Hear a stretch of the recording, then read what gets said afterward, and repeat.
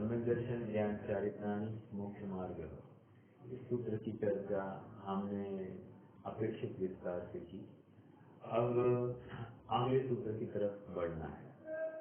अगला सूत्र हम सब पढ़ते हैं। सूत्र है तत्वार्थ श्रद्धानम सम्यक दर्शनम। क्या है? तत्वार्थ श्रद्धानम सम्यक दर्शनम। ठीक है, इसकी चर्चा करेंगे।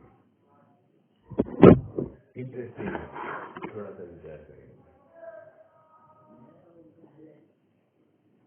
तत्वार्थ श्रद्धानम सम्यक दर्शन। क्या है तत्वार्थ? इसकी संधि कीजिए पहले सूत्र की।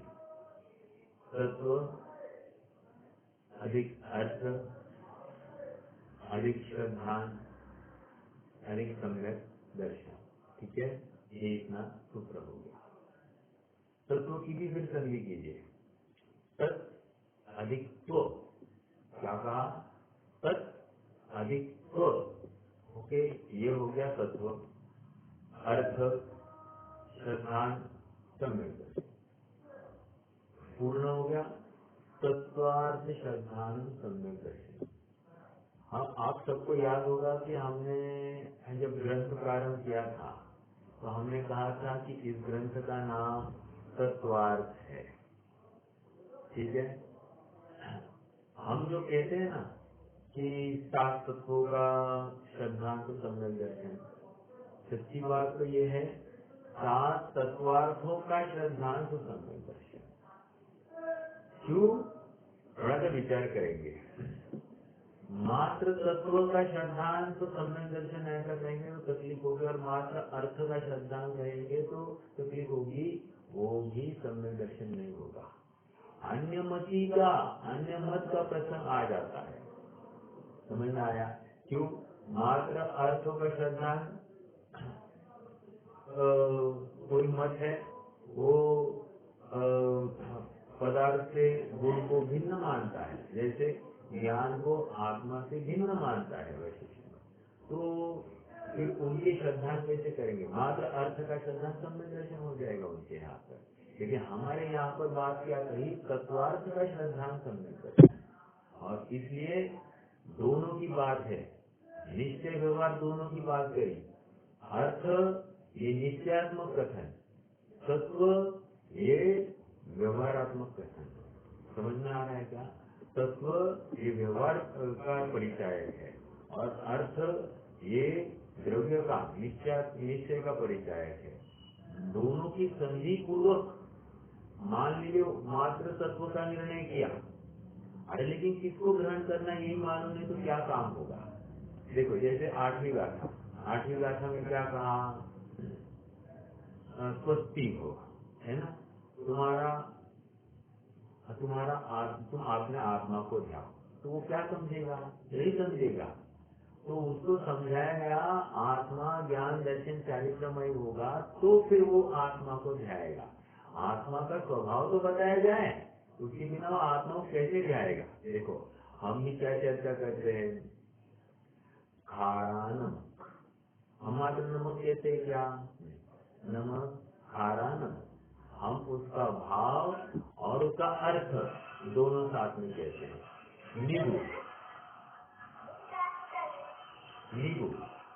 नींबू क्या है? नींबू खट्टा नींबू। अब मात्र खटास चाहिए आपको और बाजार में जाइए तो आपको खटास मिलेगी? नहीं मिलेगी, आपको नींबू ही लाना पड़ेगा। समझ में आ रहा है क्या? और उस नींबू को लाकर उसमें से खटास निचोड़नी पड़ेगी। ये ऐसी ही प्रक्रिया है हमको यथार्थ हमारे वस्तु की प्राप्ति की। बराबर? तो कहने की बात इतनी है कि खट्टा नींबू आपको नहीं था, हमको पीलापन नहीं चाहिए, हमको छिलका नहीं चाहिए, हमको मात्र खटास चाहिए, ऐसा होगा? नहीं होगा। तो वहां पर भाव प्लस अर्थ इज इक्वल टू तत्वार्थ, अर्थात वस्तु का ग्रहण उसके भाव और उसके अर्थ के साथ में ही होता है। एक प्रश्न खड़ा हो रहा है, लेकिन वस्तु तो चतुष्टयात्मक होती है। क्या? वस्तु तो चतुष्टयात्मक होती है। तो चतुष्टयात्मक वस्तु में द्रव्य क्षेत्र काल था। आपने क्षेत्र और काल की चर्चा नहीं की, आपने मात्र द्रव्य अर्थात अर्थ और आपने उसके भाव की चर्चा की। आपने क्षेत्र और काल की चर्चा क्यों नहीं की? तो इसका समाधान इतना ही है, क्षेत्र को द्रव्य में गर्भित कर दिया और काल को उसके भाव में गर्भित कर दिया। क्यों, कैसे? अरे त्रिकालवर्ती खारा ही रहने वाला है। नमक नमक भूतकाल में देखिए खारा ही था, वर्तमान में खारा ही है, भविष्य में भी खारा है। जैसे आप उसके प्रदेश जैसे हैं वो वैसे के वैसे रहने वाले हैं, वो कुछ बदलने वाले नहीं है। तो इस अपेक्षा से पदार्थ के साथ में उसका क्षेत्र गर्भित किया और काल के साथ भाव के साथ में उसका काल गर्भित किया। ये एक बात। संबंधभद्र स्वामी ने आत्म आत्म आत्म आप्त परीक्षा नहीं, देवागम खुल आप्त परीक्षा, उसमें कहा है सदैव सर्वम कौन स्वरूपादि चतुष्टया। ऐसा कौन है जो स्वरूप चतुष्टय की प्राप्ति नहीं चाहता? समझ में आ रहा है? या फिर हमारे जैसे निशावरा ने लिखा है, बोलिए, अपने अपने सत्व को सर्व वस्तु मिलता है। सत्व का अर्थ क्या है?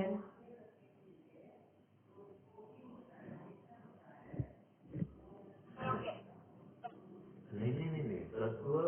अरे देखो, शब्द शब्द पकड़िए। अपने अपने तत्व को सर्व वस्तु मिलता है, ऐसे चित में जीव तब। अरे प्रत्येक वस्तु अपने गुण स्वभाव को प्राप्त होती है। इसी को तत्वार्थ सूत्र में आगे चलकर क्या कहेंगे? द्रव्याश्रया निर्गुणा गुणा। समझ में आ रहा है क्या? द्रव्याश्रया निर्गुणा गुणा, ये बात आएगी। देखिए,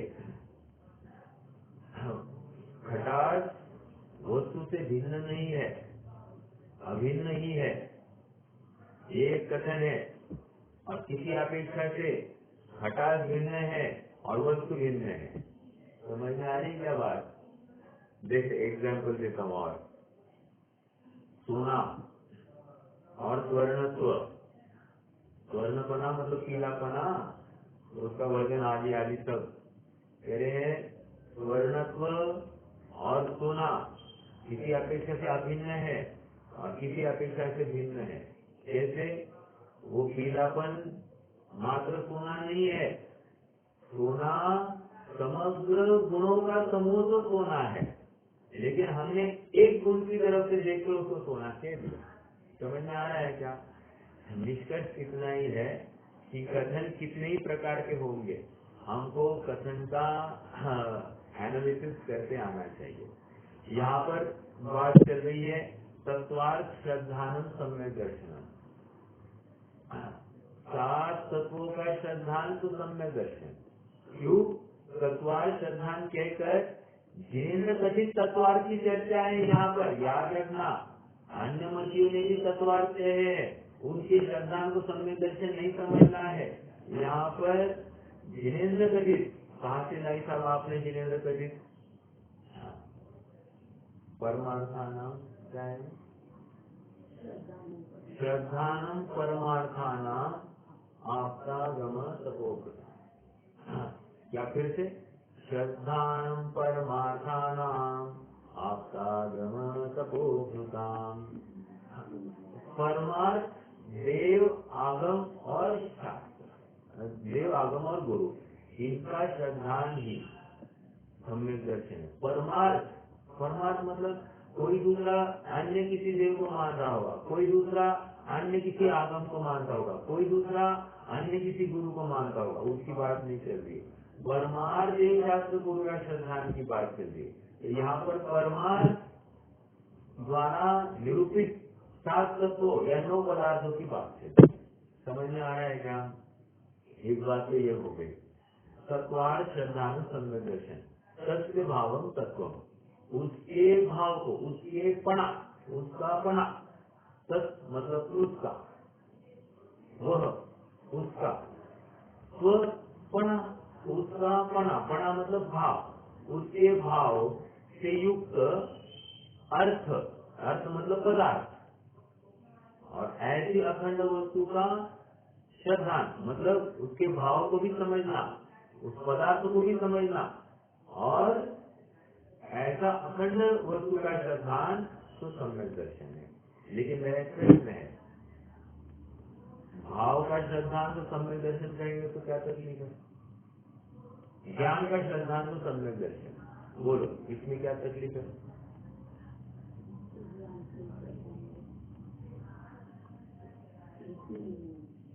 ज्ञान एकांत हो जाएगा, बिल्कुल बिल्कुल। ज्ञान का श्रद्धान मतलब क्या?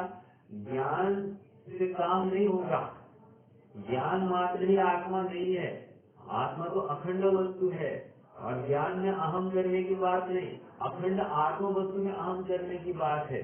इसलिए ज्ञान का श्रद्धान, देखो और बताता हूँ, हमने सात तत्वों का नाम जान लिया तो ज्ञान हो गया कि नहीं? तो हमको सम्यक दर्शन होने का प्रश्न आ जाएगा, मात्र ज्ञान से हमने ये सब कर लिया तो समझ में आ रहा है क्या? ये भी एक अपेक्षा। कहने की बात इतनी है कि मात्र तत्व का श्रद्धांत सम्यक दर्शन नहीं कहा, मात्र अर्थ का श्रद्धांत सम्यक दर्शन नहीं कहा, तत्वार्थ का श्रद्धांत सम्यक दर्शन। हमको वस्तु और उसके भाव को जानना ही पड़ेगा, उसके बिना वस्तु ग्रहण नहीं हो सकती। हमको किसी ने कह दिया ये सोना है, हमको बेचना है, आप खरीदो, तो हम सोने के भाव में लेंगे नहीं, हम उसको कसेंगे, उसका स्वर्ण को हम कसेंगे, उसके भाव को हमने कसा, फिर हमको अर्थ का निर्णय होगा, अर्थात सोने का निर्णय होगा। तो हमने उसके भाव को ही कसा नहीं, तो हम अर्थ का निर्णय कैसे करेंगे? समझ में आ रहा है? तो जैसे हम दुकानदार के पास गए और उसको कहा भाई ये हमको बेचना है, तो बेचना है, तो वो क्या देखता है? उसमें वो प्योर सोना देखता है कितना है, उसमें वो इम्प्योरिटी का भाव उड़ा देता है, मात्र प्योर सोना देखता है। समझ में आ रहा है क्या? तो उसी प्रकार हमको भी पूर्ण वस्तु देखनी है, और वस्तु उसके गुण की अपेक्षा से ही ग्रहण होती है। इसलिए गुण पर्याय, गुणात्मक गुण के अर्थ ही वो गुण की अपेक्षा ही वस्तु ग्रहण की जा सकती है। इसलिए गुणों के समूह पूर्वक जो समग्र वस्तु जानने में आती है उसका श्रद्धान करना, देखो जानना और उसका श्रद्धान करना तो सम्यक दर्शन। ठीक है, एक बात ये आ गई, देखो ये तो मैंने जनरल बात करी, अब थोड़ा सा और विचार करना है। ये मोक्ष मार्ग प्रकाशक की अपेक्षा हम थोड़ा चर्चा करने वाले हैं। ओके, देखो जिनागम में अनेक जगह पर अनेक स्टेटमेंट है। क्या सम्यक दर्शन किसको कहते हैं? परद्रव्य से भिन्न आप में रुचि, आप में रुचि, आप में रुचि सम्यक तो भला है, समझ में आया? वहां पर सम्यक किसको कहा? आप में रुचि तो सम्यक है ना, स्व का श्रद्धान तो सम्यक, रुचि मतलब श्रद्धा, तो वहां पर क्या कहा? आप में रुचि। एक परद्रव्य से भिन्न कहकर क्या कर दिया? स्वपर को, स्वपर का भेद विज्ञान करने की भी बात है, तो वहां पर स्वपर का भेद विज्ञान तो सम्यक, ये भी एक अपेक्षा खुलती है। देव जिनेन्द्र गुरु परिग्रह बिन धर्म दया स्थान, वहां पर देव शास्त्र गुरु के श्रद्धान को सम्यक को कह दिया। आगे बात वहां पर तो तीन बातें तो आ गई, और श्रद्धान का है ना वहां पर,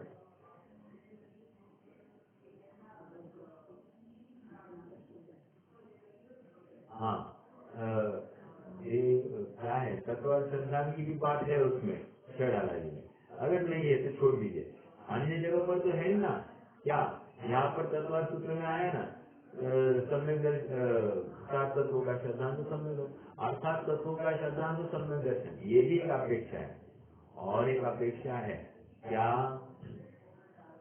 जहाँ पर 41 कर्म प्रकृतियों का निषेध हो गया तो सम्यक दर्शन कह दिया, नियामक कारण है, इसकी चर्चा नहीं आई है मोक्ष प्रकाशक में, लेकिन है तो ये भी 41 प्रकृतियों का निषेध तो सम्यक दर्शन है ना, ये भी करना योग अपेक्षा, इनफैक्ट यही नियामक कारण है।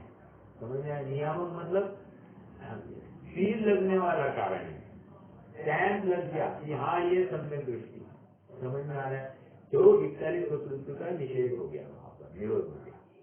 कहने की बात ये 4-5 विवक्षाएं जिनागम ने सम्यक दर्शन की है, और यहाँ पर आचार्य देव ने सम्यक दर्शन की अपेक्षा किसको परिभाषा क्या गई है, तत्वार श्रद्धानम सम्यक दर्शनम। ठीक है, अब थोड़ा सा आगे, तत्व मतलब क्या, भाव, और अर्थ मतलब क्या, भाववान। तो भाववान, भाव प्लस भाववान की प्रतीति, श्रद्धा मतलब प्रतीति, इसको क्या कहेंगे, सम्यक दर्शन। भाव मतलब तत्व, पदार्थ मतलब भाववान, जिसने भावों को ग्रहण किया है, भावों को धारण किया है, धारण करने वाले को भाववान कह रहे हैं। तो श्रद्धान मात्र भाववान का नहीं करना, श्रद्धा मात्र भाव का नहीं करना, भाव का श्रद्धा करने से गुण भेद हो गया, वो व्यवहार कहलाएगा। मात्र भाववान का श्रद्धा करेंगे तो तकलीफ होगी, क्योंकि भाववान ने किसको धारण किया यही पता नहीं, तो आप उसमें भाववान का श्रद्धा कैसे करेंगे। इसलिए गुण भाव सहित भाववान का श्रद्धा तो सम्यक दर्शन है। ठीक है, लेकिन दृष्टि के विषय में क्या होगा, दृष्टि के विषय में भाव नहीं आएगा, दृष्टि के विषय में भाववान ही होता है। फिर दृष्टि के विषय में लब्धि में भाव पड़ा है, याद रखना, दृष्टि के विषय में लब्धि में भाव पड़ा है, लेकिन दृष्टि में अभी वो पदार्थ ही आया है। ठीक है, ये हमको विशेष ध्यान रखना है। आगे थोड़ा सा पढ़ना है। देखो, मैं थोड़ा सा मोक्ष मार्ग प्रकाशक को भी पढ़ूंगा और आप सबके सामने इस सूत्र की का विश्लेषण कितने अच्छे से वहां पर किया है, ये बात अपन चर्चा में लेंगे। देखिए, पृष्ठ आप सबके पास अगर मोक्ष मार्ग प्रकाशक होगा तो पृष्ठ क्रमांक 315 पर से हमको पढ़ना है, लगभग 1-1.5 पेज है, इसको पढ़ना है, बहुत ही मार्मिक है। मैं जितना एक्सप्लेन करूँ उससे ज्यादा यहाँ से कुछ विषय की प्रतीति हमको ज्यादा अच्छे से होगी। देखो, पेज नंबर 315 पर है, मैं आप सब के पास होगी जिनवानी तो प्लीज ले लीजिए, नहीं तो आप उपयोग मनोयोग के उपयोग से सुनिए। 315 पर सम्यक दर्शन का सच्चा लक्षण, ये प्रकरण आया है। सम्यक दर्शन का सच्चा लक्षण, ऐसा प्रश्न, ऐसा हेडिंग क्यों दिया, इसका मतलब जिनवानी में सम्यक दर्शन के अनेक अनेक प्रकार के लक्षण बताए गए हैं। जैसे मैंने अभी बताया, क्या पहला लक्षण क्या बताया, वेद शास्त्र गुरु का श्रद्धांत सम्यक दर्शन। दूसरा लक्षण क्या बताया, 7 तत्वों का श्रद्धांत सम्यक दर्शन। तीसरा लक्षण क्या कहा, आपा पर का श्रद्धांत सम्यक दर्शन। और चौथा लक्षण क्या कहा, आपा का श्रद्धांत सम्यक दर्शन। और 5वां लक्षण क्या कहा, 41 प्रकृतियों का निषेध जहाँ पर हुआ तो सम्यक दर्शन, करना नहीं होती विवक्षा। तो ऐसी 5-5 विवक्षाएं, 5-5 लक्षण बताए गए हैं। कंफ्यूज हो जाए ना जीव, तो भाई कौन से लक्षण का निश्चित नक्की करे। तो यहाँ पर सच्चा लक्षण कहकर आश्रय योग्य कौन सा लक्षण है या निर्णय करने के लिए कौन सा लक्षण कार्यकारी है, उस अपेक्षा से कथन चल रहा है। क्या कहा, सच्चा लक्षण का मीनिंग क्या लेना, निर्णय करने के लिए कौन सा लक्षण ज्यादा उपयुक्त है उसको सच्चा लक्षण कह रहे हैं। सभी सच्चे लक्षण है, लेकिन उपयुक्त कौन सा है, हमको हमारे हम कहाँ है ये निर्णय करने के लिए कौन सा लक्षण ज्यादा कार्यकारी है, उसकी ये बात है। देखो, आपा पर का लक्षण या आपा का भेद विज्ञान आपा का श्रद्धांत तो सम्यक दर्शन की तो सबसे बड़ी बात है, समझ में आ रहा है क्या? लेकिन इसको भी उन्होंने सच्चे दर्शन के दायरे में नहीं लिया। क्यों? क्योंकि भ्रम हो सकता है, भ्रम हो सकता है किसी को, और होता ही है, अनेक जीवों को भ्रम होता है। और सब कहते हैं हम आत्मानुभवी, अरे अन्य मती तक कहते हैं हम आत्मानुभवी है। समझ में आ रहा है क्या? अब उनका आत्मानुभव किस जाति का है ये वही जाने, या केवल ज्ञानी जाने, लेकिन है लोग दावा करते हैं, इसलिए आपा का श्रद्धान में थोड़ी सी गफलत है। समझ में आ रहा है?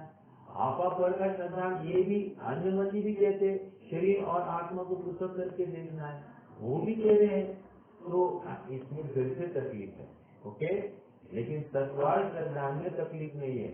देव शास्त्र गुरु में कोई तकलीफ है क्या? देव शास्त्र गुरु के श्रद्धान में सम्यक दर्शन, ये परमार देव शास्त्र गुरु के श्रद्धान में वैसे तकलीफ नहीं है, लेकिन ये अभी जन्म से लेकर आज तक जा रहा है ना भगवान के पास में, देव शास्त्र गुरु के पास दिन रात तो बैठता है, लेकिन भ्रम अभी भी उसका मिटा नहीं है, इसलिए ये नियामक कारण नहीं कह रहे हैं।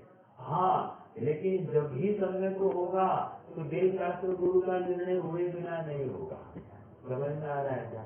वो अगली बात, लेकिन देव शास्त्र गुरु के पास जाकर इसका सम्यक दर्शन हुआ है ये बात हम नहीं कह सकते, लेकिन जब सम्यक दर्शन होगा उस समय में देव शास्त्र गुरु का श्रद्धान होगा ही होगा। समझ में आ रहा है क्या?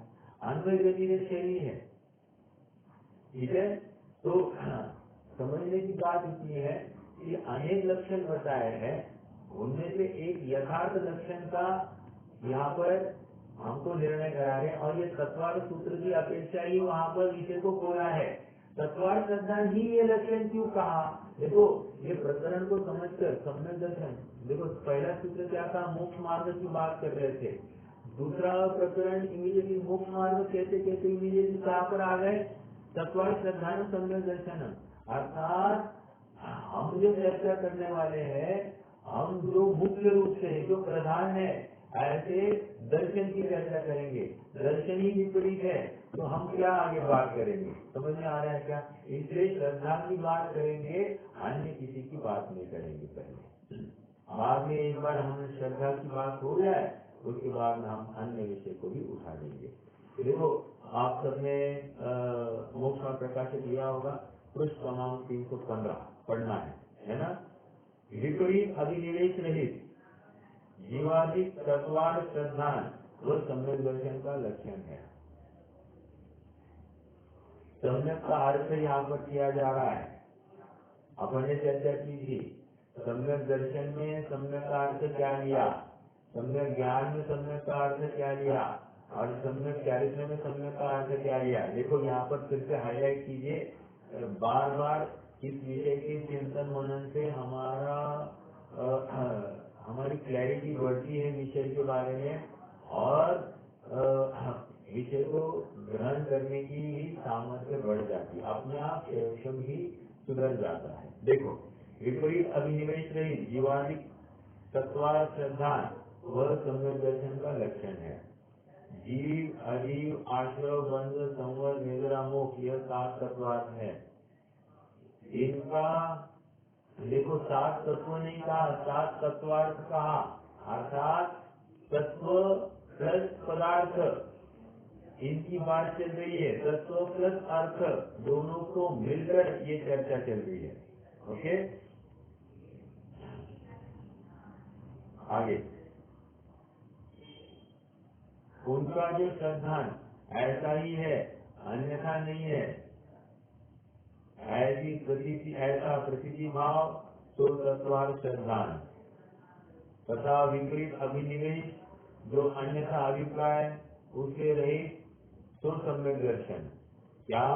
विपरीत अभिनिवेश रहित, विपरीत अभिनिवेश जो अन्यथा अभिप्राय उसके रहित तो सम्यक दर्शन, ठीक है? अर्थात सम्यक का अर्थ विपरीत अभिनिवेश रहित श्रद्धान, ठीक है? उसको सम्यक शब्द में वर्णित किया। आगे यहाँ विपरीत अभिनिवेश के निराकरण के अर्थ सम्यक पद कहा है। सम्यक का अर्थ क्या लिया? विपरीत अभिनिवेश रहित के निराकरण के अर्थ सम्यक यह पद लिखा है। क्यों?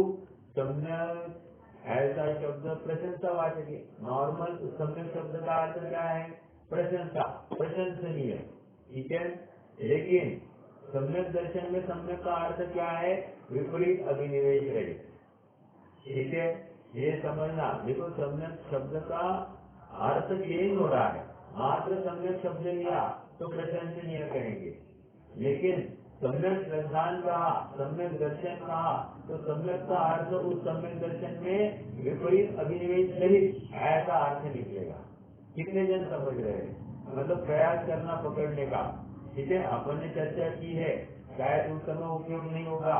अब फिर से अपन पढ़ रहे हैं, तो अब और अच्छे से उपयोग में को लगाइए। देखो, वहाँ श्रद्धा में विपरीत अभिनिवेश का अभाव होने पर ही प्रशंसा संभव है, ऐसा जानना। ठीक है, आगे यहाँ प्रश्न है। अभिनिवेश का मतलब? हाँ, अभिनिवेश मतलब मान्यता, भाव। अभिनिवेश का अर्थ भाव है, भाव। ठीक है, तो बिलीव को श्रद्धान को ही बिलीव कहते हैं। वहाँ पर विपरीत का को लेता हुआ जो भाव है और उसको लेकर जो अहम हुआ है, उसको कह रहे हैं विपरीत अभिनिवेश। अभिनिवेश मतलब भाव, इतना ही है। देखो, ये शब्द कहाँ है? हाँ? नहीं, शब्द आया है समाचार में। अभिनिवेश, अभिनिवेश और एक मिथ्या अभिनिवेश, ऐसे दो शब्द आए हैं। दोनों का अर्थ विपरीत भाव, इतना ही लिया है वहाँ पर। ठीक है, तो यहाँ पर अभिनिवेश का अर्थ भाव लेना। ठीक है, विपरीत भाव, अभिनिवेश का अर्थ विपरीत भाव, इतना ही लीजिए। और श्रद्धा अपने आप में मान्यता है, वो तो श्रद्धा है ही, लेकिन पर में अहम, मतलब विपरीत गलत जगह पर अहम किया है, इसलिए उसको अभिनिवेश ये शब्द आया है। अभिनिवेश का अर्थ भाव। ओके, विपरीत भाव। हाँ बोलिए। हाँ हाँ, तो वही तो है ना, मिथ्या तो कोई तो यहाँ पर श्रद्धा अभिनिवेश कह रहे हैं, उल्टी मान्यता।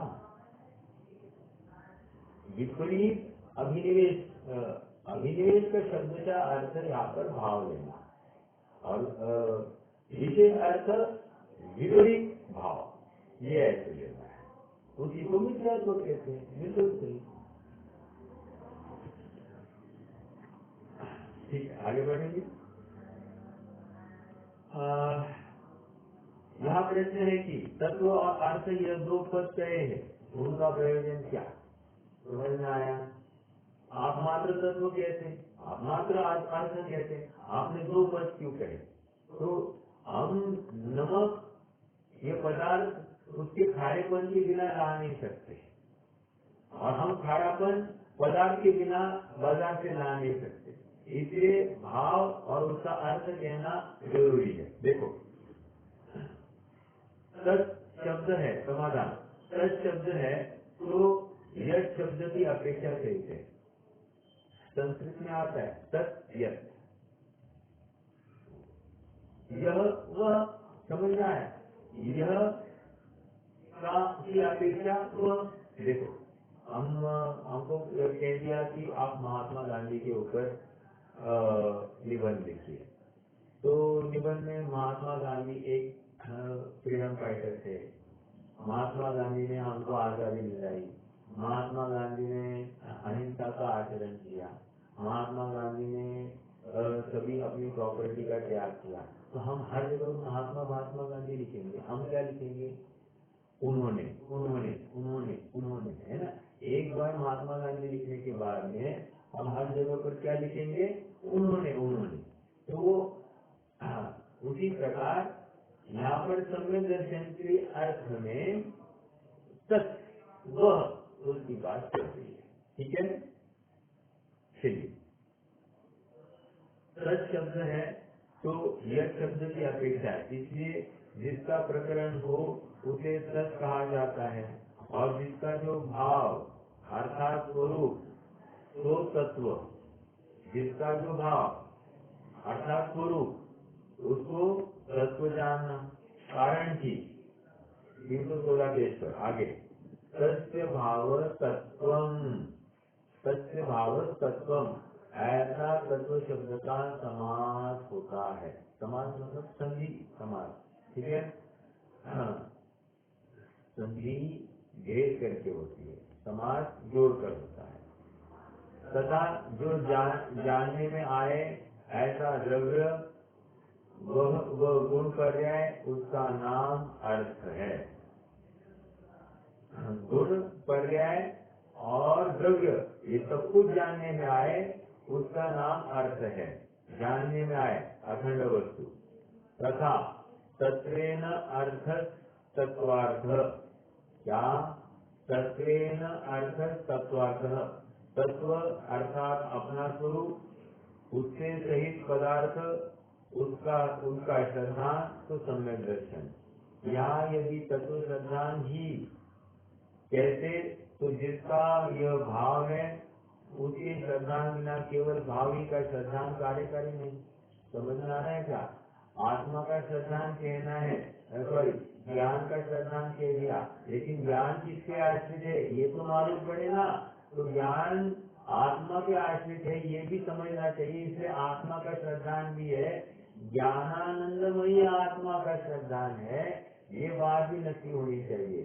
मात्र ज्ञान का श्रद्धान करना क्या, अरे लेकिन कौन से ज्ञान का, किसके ज्ञान का, आत्मा का भी करना है तो कौन से आत्मा का, ये भी तो नक्की चाहिए। ओके, इसलिए क्या कह रहे देखो, यदि तत्व श्रद्धान ही कहते, मात्र तत्व श्रद्धान सम्यक दर्शन इतना सूत्र होता तो क्या होगा, तेरे तत्व किसके आश्रित है, अर्थात वो भाव, वो स्वभाव किसके आश्रित है, कौन से द्रव्य के आश्रित है, यही मालूम नहीं है।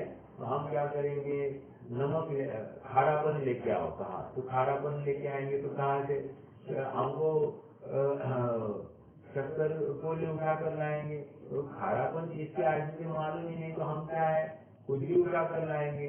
या हो सकता है कि सुर्खी लेकर आएंगे, सुर्खी और नमक एक जैसे दिखाई देते ना दिखने के लिए, तो खारापन किसके आश्रित है मालूम नहीं है, तो गलत वस्तु भी लेके आ सकते हैं।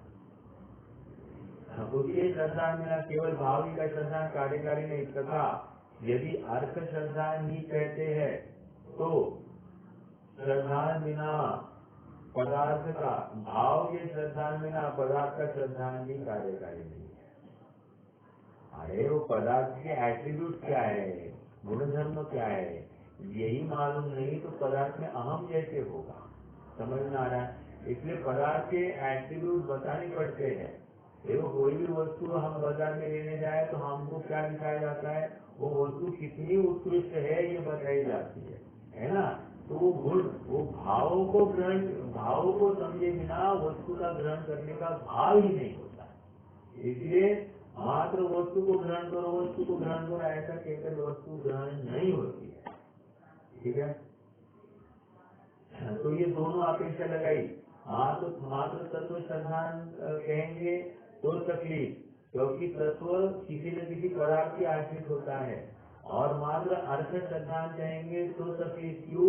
तो अर्थ का क्या भाव है, क्या गुण धर्म है, यही मानने तो क्यों उसमें इंटरेस्ट होगा अपने को। समझ में आया?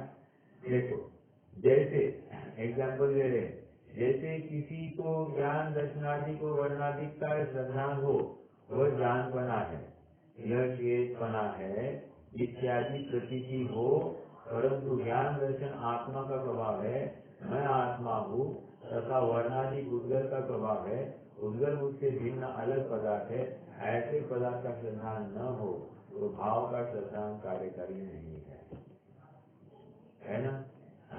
उन्होंने दो बातें बताई, उन्होंने एक उद्गल द्रव्य लिया, उद्गल द्रव्य का भाव खड़ा किया, तो श्वेतपना ये उद्गल द्रव्य के आश्रित है, और जाननपना ये आत्म द्रव्य के आश्रित है। तो जाननपना ये भाव आत्मा के आश्रित है, ऐसा नक्की होने पर इत्यादि जो बातें हैं वो पुद्गल की है, अपने आप उससे अपने को भिन्न करके जानता है कि नहीं जानता है। वहाँ पर मैं गोरा हूँ, मैं काला हूँ, ये भाव हट गया कि नहीं हट गया? हट जाता है, क्योंकि उपद्रव्य का भाव है ऐसा जानकर उसमें वो अहम नहीं करता। जो जाननपना है वो मेरा भाव है, और ऐसे जाननपने से युक्त ही वस्तु में वो अहम कर लेता है। ठीक है। परंतु ज्ञान दर्शन आत्मा का स्वभाव है, मैं आत्मा हूँ, तथा वर्णादि पुद्गल का स्वभाव है, पुद्गल उसके भिन्न अलग पदार्थ है, ऐसा पदार्थ का श्रद्धान न हो तो भाव का श्रद्धान कार्यकारी नहीं है। तथा जैसे मैं आत्मा हूँ ऐसा श्रद्धा, मैं आत्मा हूँ मतलब मात्र द्रव्य बताया, अर्थ बताया, मैं आत्मा हूँ ऐसा श्रद्धान किया, परंतु आत्मा का स्वरूप जैसा है वैसा श्रद्धान नहीं किया, तो भाव के श्रद्धान बिना पदार्थ का भी श्रद्धान कार्यकारी नहीं है। अन्य लोग क्या कर रहे हैं, अन्य मती यही तकलीफ करते हैं, आत्मा का स्वरूप कैसा है वही नहीं जाना और आत्मा के श्रद्धा की बात करते हैं। ठीक है। या फिर आत्मा के श्रद्धान करने की बात तो कहते हैं, और लेकिन उसको श्वासोश्वास के ऊपर कंट्रोल करने की बात करते हैं, तो इसमें भी तकलीफ है। समझ में आ रहा है क्या? श्वासोश्वास अपने आप पुद्गल है, और उसके आश्रित ये अपने को आत्मानुभव होने की बात करते हैं, तो ये अपने आप एक भ्रम है। ऐसा श्रद्धान किया, परंतु आत्मा का स्वरूप जैसा है वैसा श्रद्धान नहीं किया, तो भाव के श्रद्धान बिना पदार्थ का भी श्रद्धान कार्यकारी नहीं है। इसलिए तत्व सहित अर्थ का श्रद्धान होता है तो ही कार्यकारी है, अथवा जीवादि को तत्व संज्ञा भी है और अर्थ संज्ञा भी है।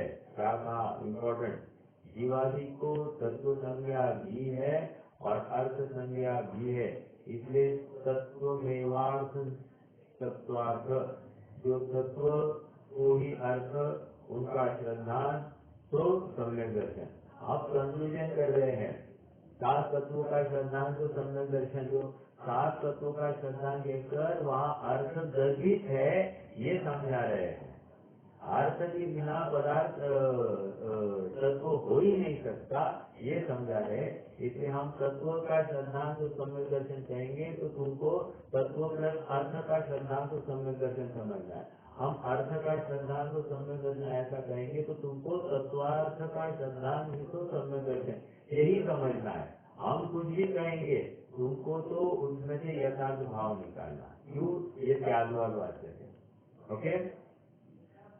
हाँ, अब आगे प्रश्न एक प्रकरण चला कि तत्वार साथ ही क्यों, इसकी चर्चा अपन नहीं करेंगे, ये तो सरल है, साथ आगे भी अपन उसकी ले सकते हैं, लेकिन अभी नहीं करेंगे।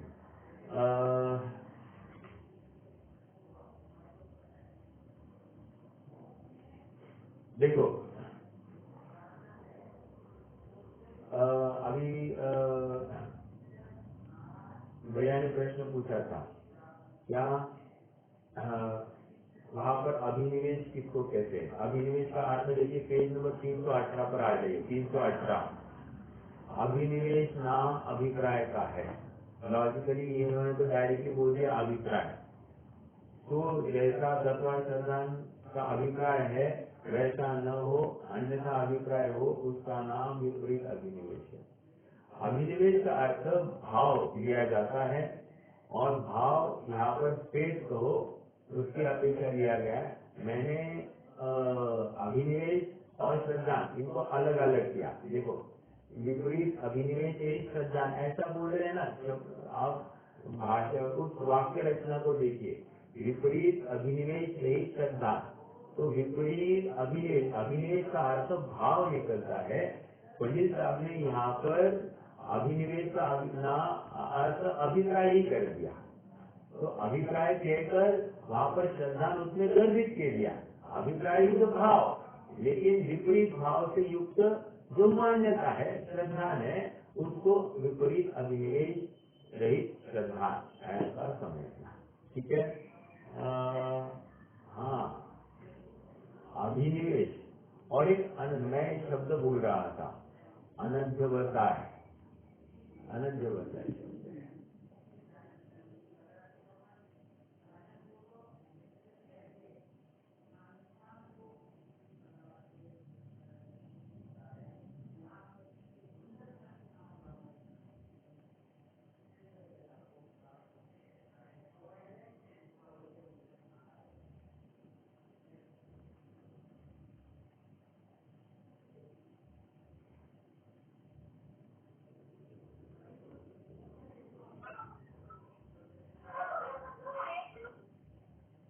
ठीक है, ठीक है।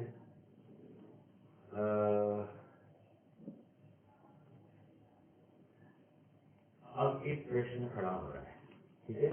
ये तो थोड़ी चर्चा अपन ने की मोक्ष मार्ग प्रकाशक के आधार पर, लेकिन एक प्रश्न ये खड़ा हो रहा है कि तत्वार श्रद्धानुम सम्यक दर्शनम, ये लक्षण निश्चयात्मक है या व्यवहारात्मक है? तो इस बिंदु के ऊपर चर्चा करेंगे।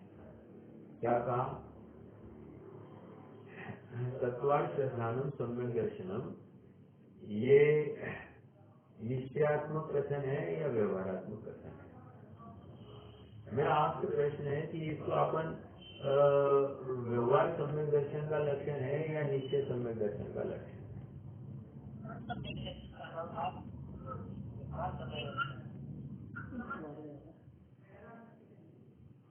व्यवहार सम्यक दर्शन का है ना, मेरे ख्याल से आप सबने व्यवहार कहा है। तो मेरा अगला प्रश्न है, व्यवहार सम्यक दर्शन कैसे?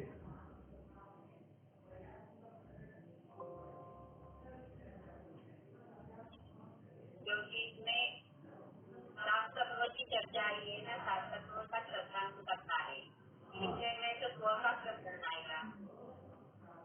ठीक है, बिल्कुल सही है। ये सात तत्व अर्थात सात तत्व कहकर भेदात्मक चर्चा है, भेद करके कथन किया है, इसीलिए यहाँ पर व्यवहार सम्यक दर्शन का लक्षण है। ओके, ये तो हो गई एक जनरल बात। अब आपको बताओ, रामजी भाई ने जो टीका लिखी है, रामजी भाई ने जो टीका लिखी है, जो सोनगढ़ से छपी है प्रति, वो प्रति में उन्होंने इस सूत्र का अर्थ ये निश्चय सम्यक दर्शन का लक्षण किया है। आप देख सकते हैं क्या उस कॉपी में उन्होंने इस सूत्र का अर्थ करते हुए ये निश्चय सम्यक दर्शन का लक्षण कर बताया है। अब क्या ये बात सत्यार्थ है या असत्यार्थ है, तो इसका समाधान इतना है, वो भी एक अपेक्षा लिए है, इसलिए वो कथन भी सत्यार्थ है। समझना इस बात को। वो निश्चय देखो, सात तत्वों का श्रद्धांत सम्यक दर्शन ये आगम शैली का कथन हुआ, और उन्होंने जो निश्चयात्मक कथन किया, निश्चयात्मक उसको लक्षण बताया, वो अध्यात्म शैली की अपेक्षा से किया है। अध्यात्म शैली मतलब क्या? वे कहना चाहते हैं कि यहाँ पर इस जीव को जो सम्यक दर्शन हुआ है वो समझदार की 13वीं गाथा की अपेक्षा से है। 13वीं गाथा किसी को मालूम है? भूदर सेनाली दरा जीवा जीवाय पुण्य पावम आसव बंधन संवर निजर मुखोय सम्मतम, है ना? वहां पर वो गाता है। तो भूदर सेना, भूतार्थ नैसे जाने हुए, भूतार्थ नैसे जाना हुआ है जीव तत्व, जीव पदार्थ, अजीव पदार्थ, भूतार्थ से जानो। तो भूतार्थ से जानो मतलब उसकी टीका में क्या कहा? टीका में ये कहा कि सात तत्व में छिपी जो ज्ञान ज्योति, सात तत्व में छिपी जो ज्ञान ज्योति है, वो ज्ञान ज्योति जिसको निर्णय हो गया, वो हो गया उसको समझने को। कहने की बात इतनी है कि हम अजीव तत्व भी कहेंगे तो अजीव तत्व को कहकर ही उसमें ज्ञान ज्योति देखते आनी चाहिए। आश्रव तत्व भी कहेंगे तो उसमें भी ज्ञान ज्योति दिखाई देनी चाहिए।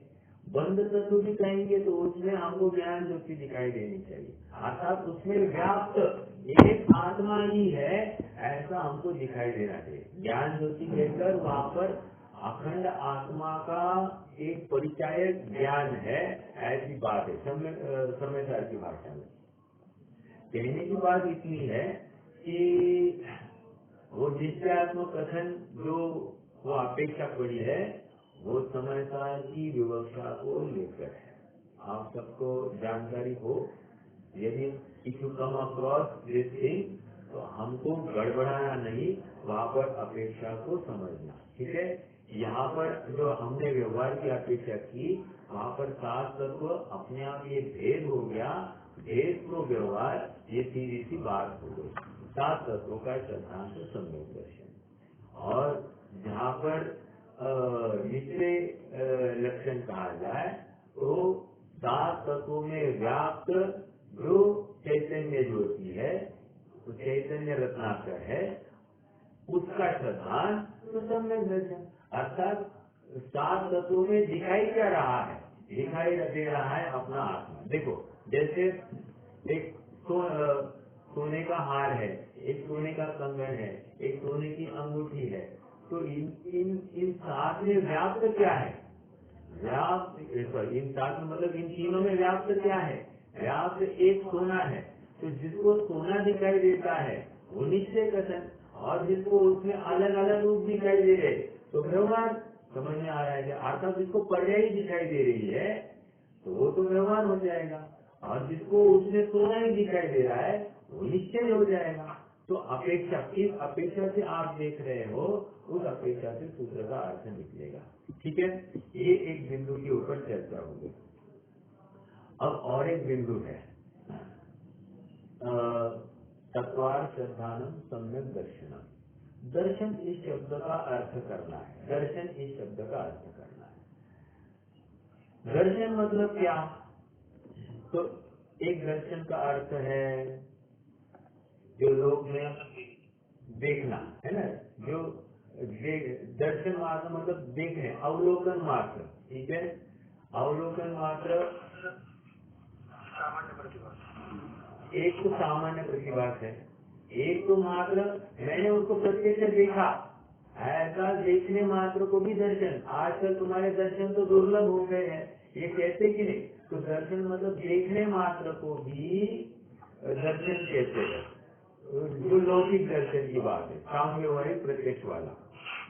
दूसरा दर्शन क्या हुआ, दूसरा दर्शन ये हुआ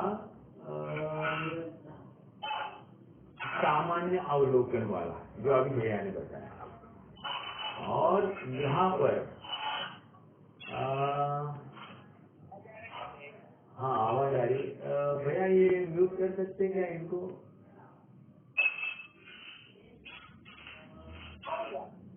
हाँ देखो,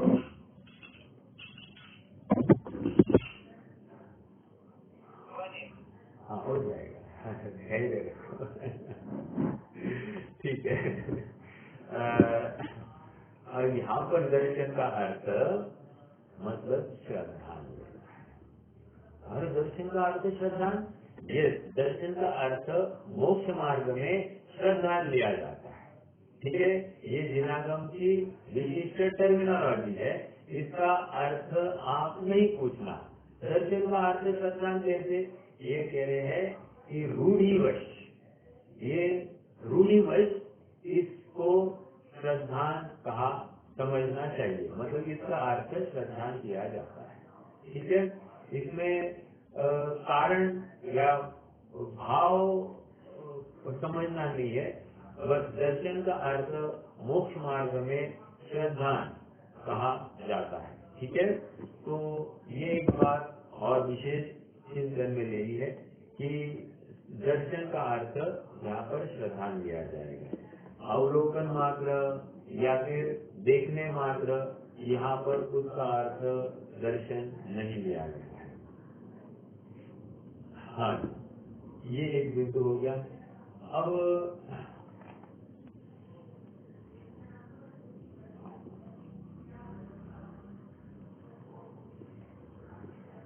देखो एक और थोड़ा सा इस बिंदु के ऊपर चर्चा करें। देखने को यदि हम सम्यक दर्शन माने, देखना मतलब जो लौकिक देखना है उसको यदि हम सम्यक दर्शन माने तो क्या आपत्ति आएगी? प्रश्न है, क्या आपत्ति आएगी?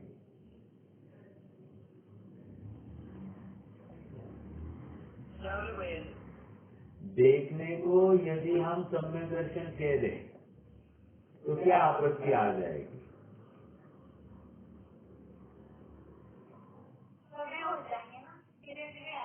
हाँ, कभी मतलब धीरे से कौन से जिनको आंखें है वो सबको सम्यक दर्शन या मोक्ष मार्ग घटित हो जाएगा। बिल्कुल सही, मतलब 4 इंद्रिय और उसके आगे के जीवों को सम्यक दर्शन घटित हो जाएगा, इसलिए वो दर्शन ले नहीं सकते। दूसरा बात, अवलोकन मात्र को हम सम्यक दर्शन कहें तो क्या तकलीफ हो जाएगी?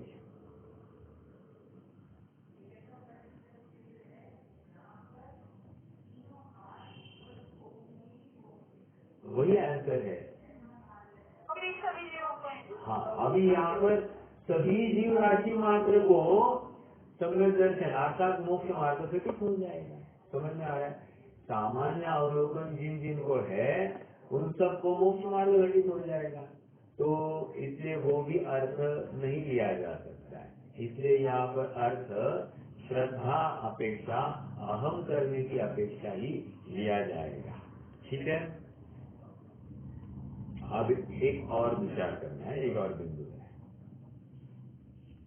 प्रॉपर फिलोसॉफी सम्यक दर्शन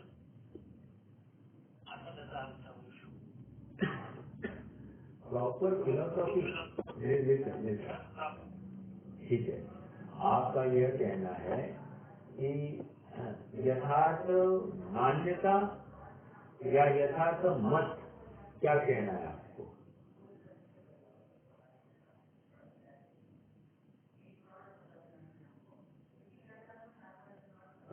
यथार्थ मत, हाँ।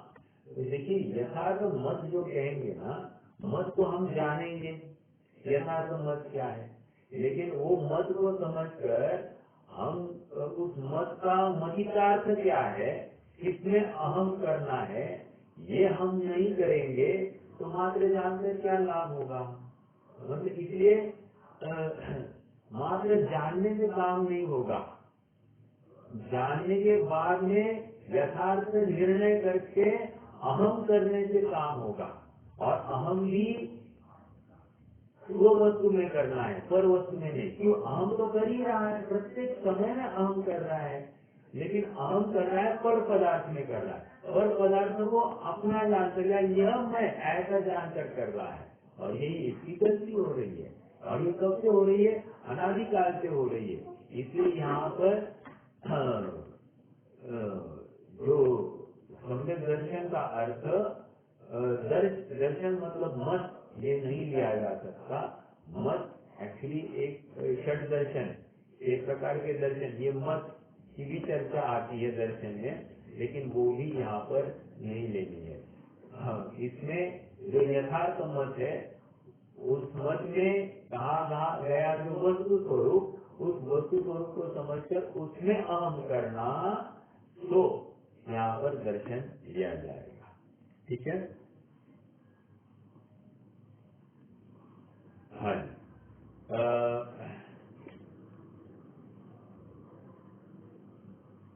मैंने शुरू में 4 लक्षण बताए थे।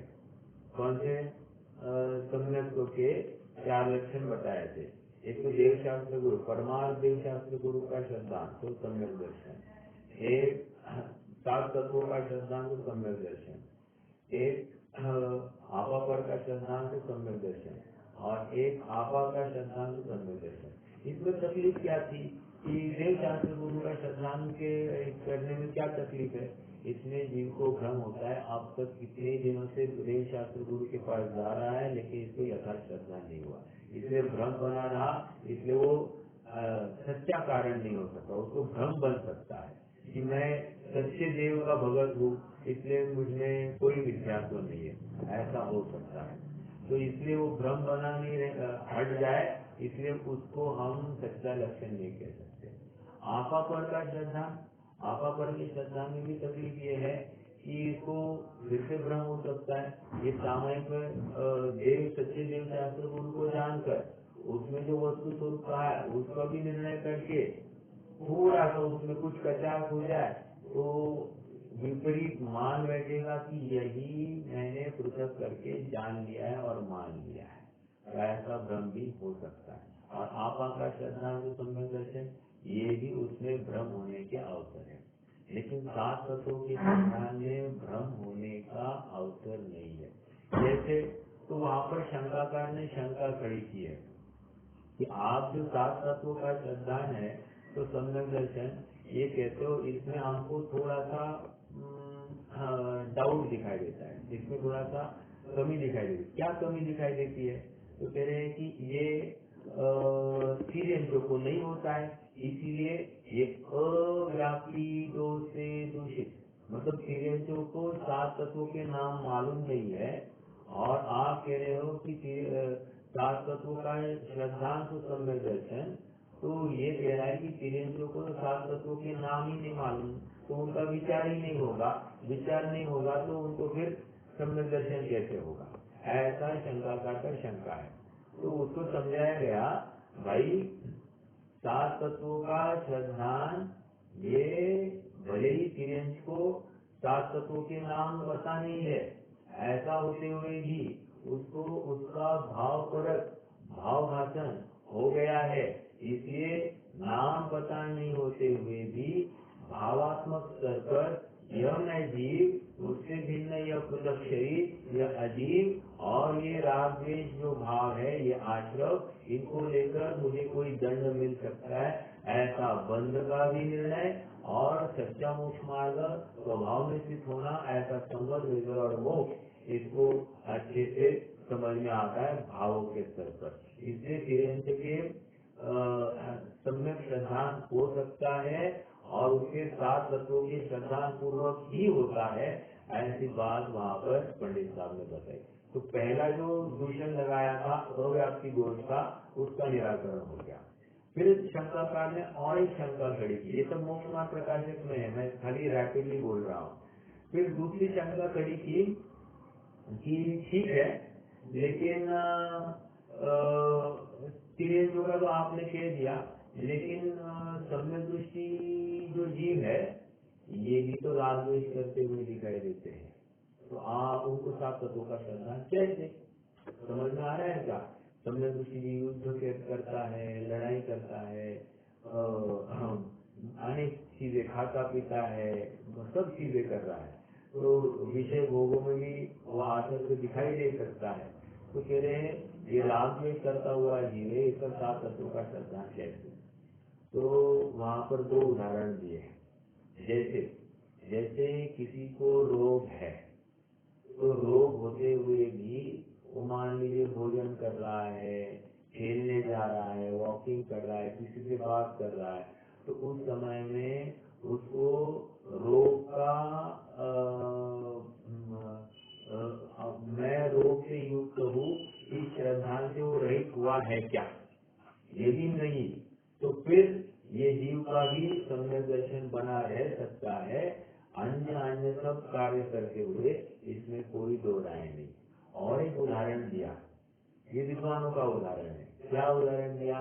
जैसे गांव की महिलाएं होती है, वे क्या करती थी पहले, वे बावड़ी पर पानी लाने जाती थी, तो पानी लाने जाना तो एक के ऊपर एक ऐसा घड़ा अपने माथे पर रखकर वो चलती थी। मात्र इतना ही नहीं, चलते चलते एक दूसरों के साथ में हंसी मजाक में बात करते चलती थी। ऐसा होते हुए भी मतलब घड़ा गिरता नहीं था, एक घड़ा नहीं अनेक घड़े गिरते नहीं थे। तो कहने की बात यह है कि वे घड़े को धारण करें तो घड़े का ज्ञान है कि नहीं, जब बात कर रहे हैं तो घड़े का ज्ञान है कि नहीं है, या जब चल रहे हैं तब घड़े का ज्ञान है कि नहीं है। ऐसा होते हुए भी घड़ा गिर नहीं रहा है, तो घड़े के ज्ञान से या मान्यता से रहित नहीं है, लेकिन सहजता में चल रहे दो कार्य होते हुए दिखाई देते हैं। इसी प्रकार यहाँ पर भी सम्यक दृष्टि के सम्यक्त्व के साथ राग द्वेष रह सकता है, इसमें विरोध नहीं, लेकिन उसका श्रद्धान अपने आत्मा में ही है, ये बात नहीं है। इसलिए सम्यक दृष्टि के श्रद्धान, सात तत्वों का श्रद्धान बना है, वो राग द्वेष को हे मानता ही मानता है, इसलिए वो सात तत्वों के श्रद्धान से रहित नहीं है। ठीक है, तो ये बात दूसरा तर्क देने के ऊपर पंडित साहब ने उसका निराकरण किया। फिर तीसरा तर्क दिया, तीसरी शंका खड़ी की शंकाकार ने। क्या शंका खड़ी की कि ये जो शुद्धोपयोगी जीव है, शुद्धोपयोगी जीव, उसने वहां पर सातवां गुणस्थान ही खड़ा किया है। शुद्धोपयोगी जीव जो है उसको तो सात तत्वों का विचार नहीं है, समझ में आ रहा है क्या? शुद्धोपयोगी जीव को सात तत्वों का विचार नहीं है, तो आप उसको जब वो विचार ही नहीं है तो सात तत्वों का श्रद्धान कैसे? ऐसा प्रश्न किया। तो कह रहे हैं भाई मेरे, ये शुद्धोपयोगी है, उसका प्रतीति हो गई है, अहम हो गया है ना अपने में। जो प्रयोजन था सात तत्वों को का विचार करने का, उसका फल स्वरूप उसको अपनी आत्मा की प्रतीति हो गई है, तो अब सात तत्वों के विचार की क्या जरूरत है? कोई जरूरत नहीं है, और प्रतीति बनी रहती है, यह महत्वपूर्ण है। विचार कुछ भी हो, इसको महत्व नहीं है। ये हो सकता है कि वो विचार में उसका कर्तव्य है, लेकिन प्रतीति स्व की है, तो हमको कोई हर्जा नहीं है इसका सात तत्वों का श्रद्धान कहने में। समझ में आ रहा है क्या? ये एक तर्क वहां पर दिया गया। लास्ट में और एक तर्क दिया, क्या? अब उसने दूसरा किसी को खड़ा नहीं किया, केवली भगवान को खड़ा किया। मेरे केवली भगवान को तो सात तत्वों का विचार ही नहीं है। ठीक है, क्यों? उनको अब विचार करने का अवसर ही नहीं है, तो उनके सात तत्वों का श्रद्धान कैसे? अरे भाई, फिर समझाया, उसका समाधान करते हुए कह रहे केवली भगवान को सम्यक दर्शन कौन सा है? शायद सम्यक दर्शन है। शायद सम्यक दर्शन मतलब क्या? जब शायद सम्यक दर्शन तुम कह रहे हो, तो यथार्थ प्रतीति हुई कि नहीं हुई? हमारा प्रयोजन प्रतीति से है, हमारा प्रयोजन विचार करने से या जानने से नहीं है। प्रतीति हो गई, अहम हो गया स्व वस्तु में, तो सात तत्वों का श्रद्धान तो सम्यक दर्शन, ये बात हो गई। ऐसे ये प्रश्न क्यों आ रहा है मालूम है क्या? प्रश्न इसलिए खड़ा हुआ है कि वो सात तत्वों को जानना तो सम्यक दर्शन ऐसा समझने लग गया है। क्या? सात तत्वों का विचार करना, सात तत्वों को जानना तो सम्यक दर्शन ऐसा विचार करने लग गया है, मतलब ऐसा मानने लग गया है। लेकिन बात यह है, विचार पूर्वक निर्णय करके अहम करना तो सम्यक दर्शन, ये हमको गर्भित रूप से उसको पकड़ना पड़ेगा। क्या कहा? सात तत्वों का ज्ञान करना, ज्ञान करके उसका यथार्थ निर्णय करना, वो जीव तत्व क्या, अजीव तत्व क्या, आश्रय तत्व क्या, बंध तत्व क्या, संवर निर्गला मोक्ष तत्व क्या, सबका निर्णय किया, और आश्रय योग्य कौन सा तत्व है उसमें अहम किया, और ऐसे अहम पूर्वक सम्यक दर्शन होता है। समझ में आया? ये पूरी प्रोसेस को सम्यक दर्शन कह रहे, मात्र विचार करना, मात्र जानना, उसको सम्यक दर्शन नहीं कह रहे।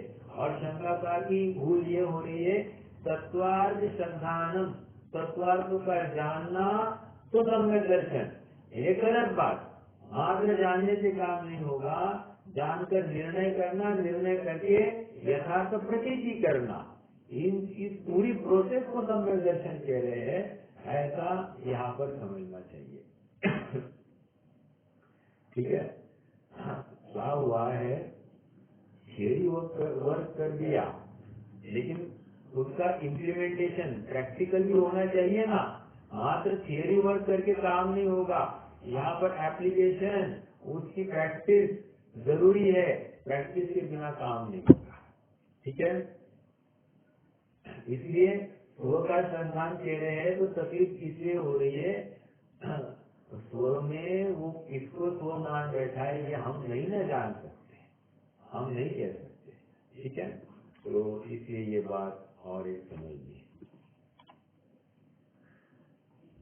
एक प्रश्न और है, आपने देव शास्त्र गुरु का श्रद्धांत तो सम्यक दर्शन है, इसको आपने भ्रम उत्पन्न करने का कारण था, तो फिर हम देव शास्त्र गुरु के पास जाए कि नहीं जाए, प्रश्न सीधा सीधा ये खड़ा हो रहा है।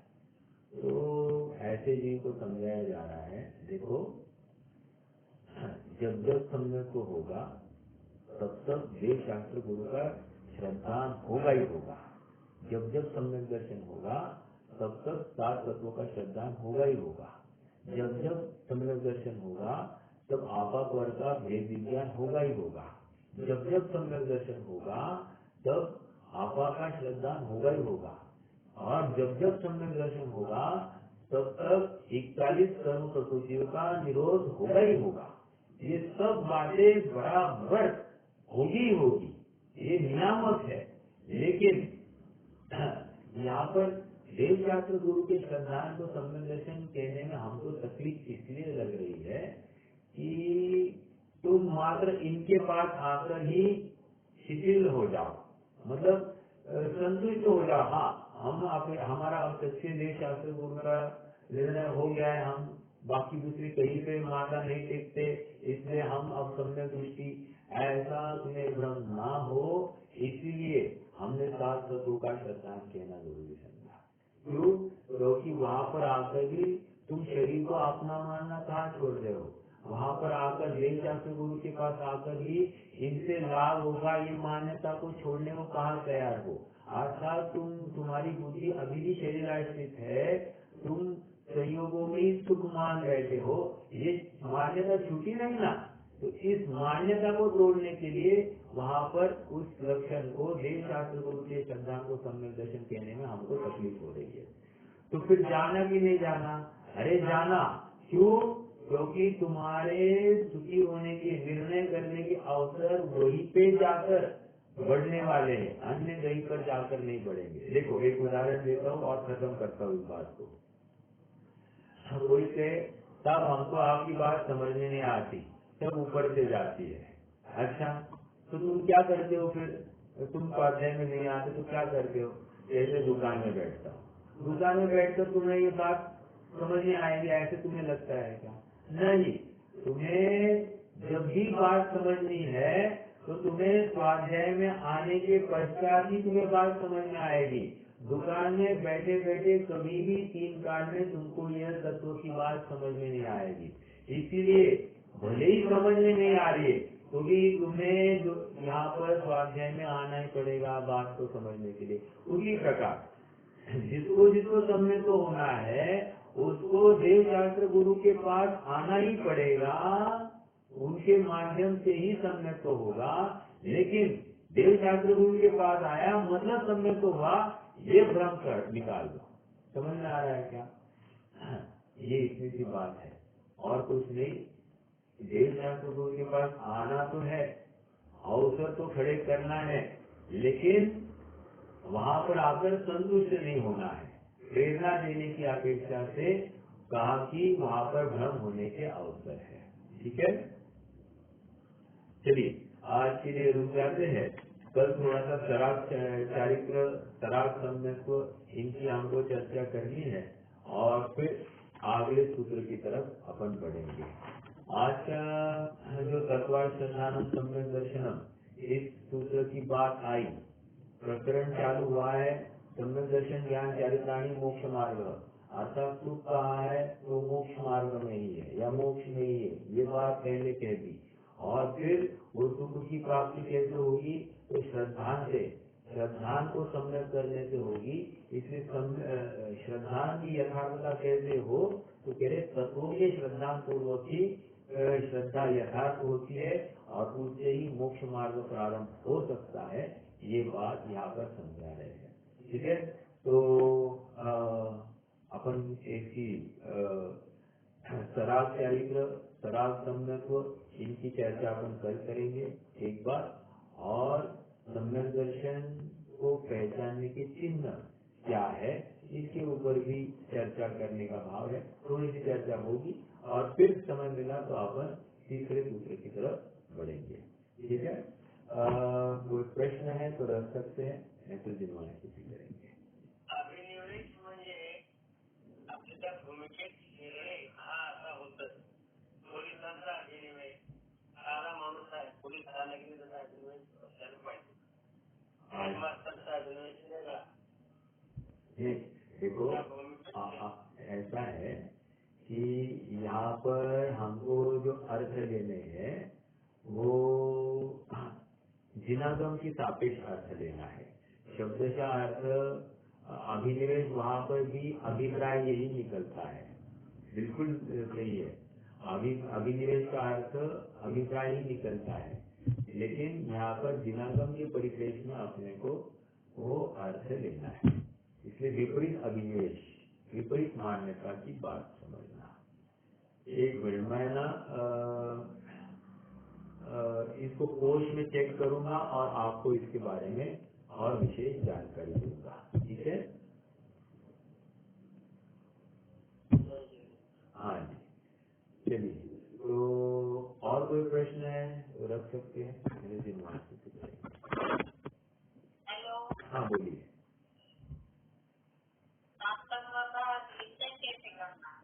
हाँ, देखिए, सात तत्वों का चिंतन मतलब क्या, इसमें दो बातें हैं, जीव तत्व, अजीव तत्व, संवर, निद्रा, अजीव, आश्रय, बंध, संवर, निद्रा, मोक्ष, ये तो सात तत्व आ गए। लेकिन सात तत्वों में छिपा कौन है, इसको पकड़ने की बात है। जैसे हमने उदाहरण दिया कि घड़ा है, घड़े को देखकर हमको उसमें मिट्टी दिख रही है या घड़ा दिखाई दे रहा है। यदि घड़ा दिखाई दे रहा है तो वो पर्याय बुद्धि हो गई, यदि मिट्टी दिखाई दे रही है तो स्वभाव बुद्धि हो गई। तो उसी प्रकार जीव तत्वों को देखो, अजीव तत्वों को देखो, आश्रव तत्वों को देखो, बंध तत्वों में देखो, कहीं भी देखो, हमको उसमें एक जीव दिखाई दे रहा है कि नहीं दिखाई दे रहा है। अगर जीव दिखाई दे रहा है तो कह रहे हैं कि यथार्थ निर्णय तुम सात तत्वों का कर रहे हो। यदि जीव नहीं दिखाई दे रहा है तो फिर तुम्हारी पर्याय बुद्धि है, तुम्हें सात तत्वों का निर्णय, भले ही तुम्हें शब्द ज्ञान है, संज्ञा ज्ञान है, लेकिन तुम्हें सात तत्वों का निर्णय नहीं हो रहा है। ये बात वहाँ पर समझा रहे। अपन इसकी चर्चा कल चाहे तो और विस्तार से करेंगे, सात तत्वों का श्रद्धान कैसे किया जाए या चिंतन कैसे करना, और विशेष इसको समझ लेंगे, कोई प्रॉब्लम नहीं। ठीक है,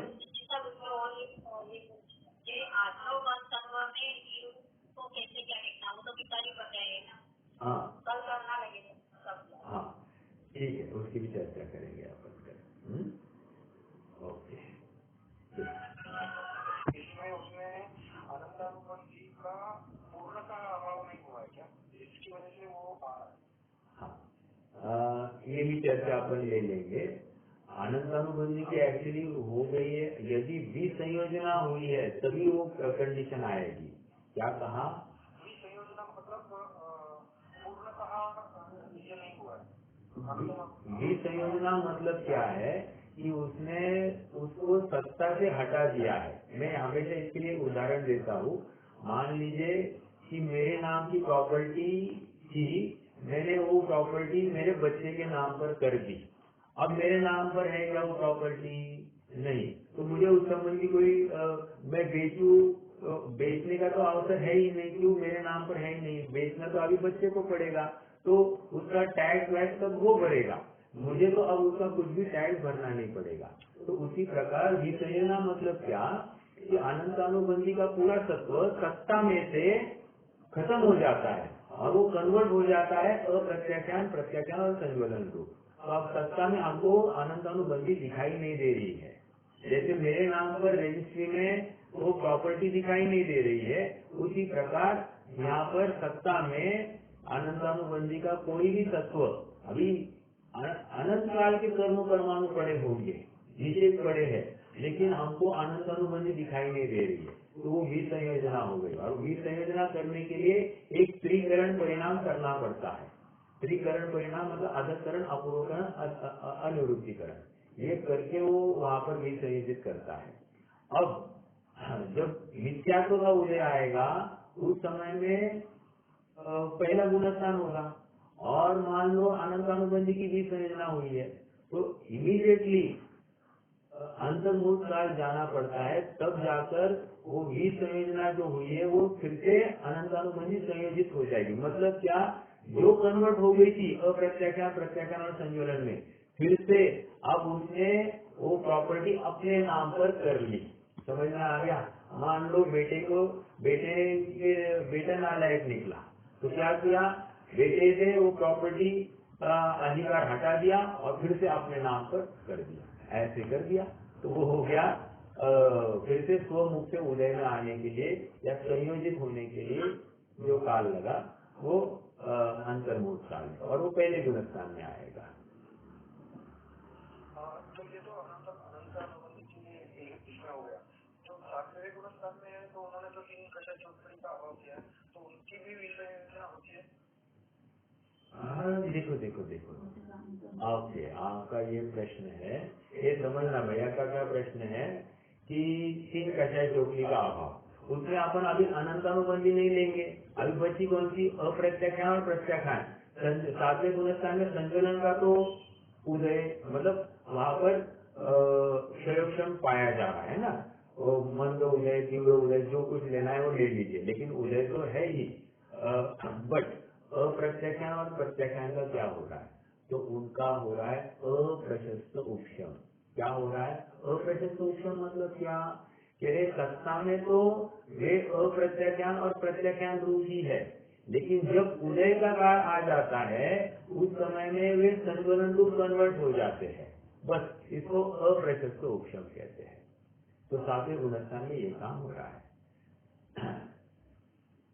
अच्छा, मतलब पूर्णतः अभाव नहीं हुआ है। नहीं हुआ है, सत्ता में पड़े हैं अप्रत्याख्यान प्रत्याख्यान।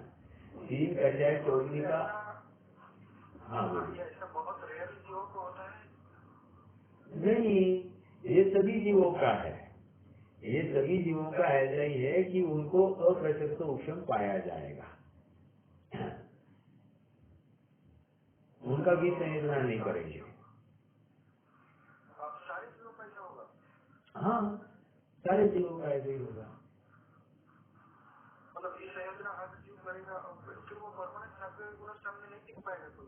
देखो, अनंतानुबंधी की ही मात्र होती है भी संयोजना, नोट दिस वर्ड, क्या मात्र अनंतानुबंधी की भी संयोजना होती है, अप्रत्याख्यान प्रत्याख्यान की ही संयोजना नहीं होती है। उसके लिए एक टर्म आई है अप्रशस्त उपशम। अप्रशस्त उपशम का अर्थ इतना ही है कि सत्ता में वे अप्रत्याख्यान प्रत्याख्यान रूप ही है।